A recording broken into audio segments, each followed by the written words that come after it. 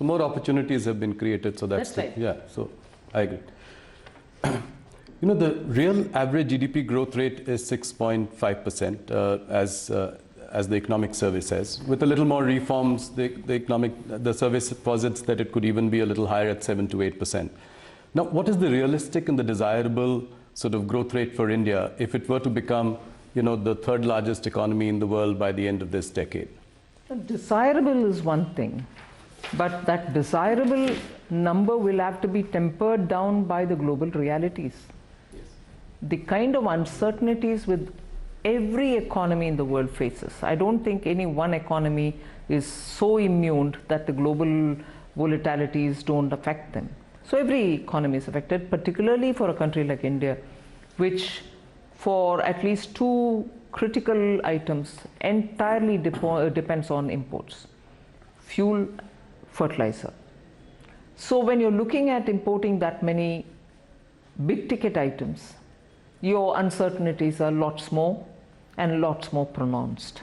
But even provisioning for that and building a budget, we have definitely ensured that we will be not as much be affected by such uncertainties as would any other country be. And therefore the numbers that we've given for the growth is very realistic. Right.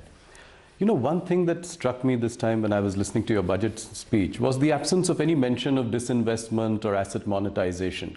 Why was that? Why has that at least seeming to take a backseat in the last year or so? No, it is still there in the budget documents. Right.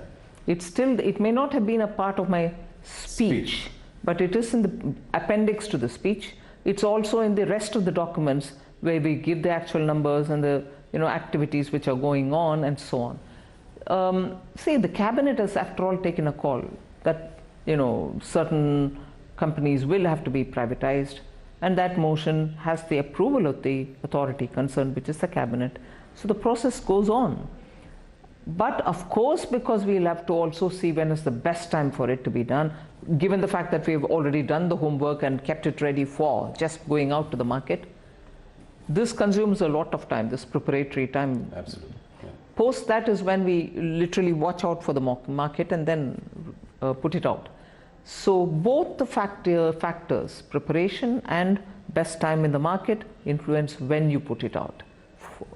The process is on many of these items. So you're saying it's a question of timing. The commitment to privatization remains as strong as ever. Absolutely, particularly on those where the cabinet has already given the go-ahead. So last year you'd spoken about the privatization of two PSU banks. What happened to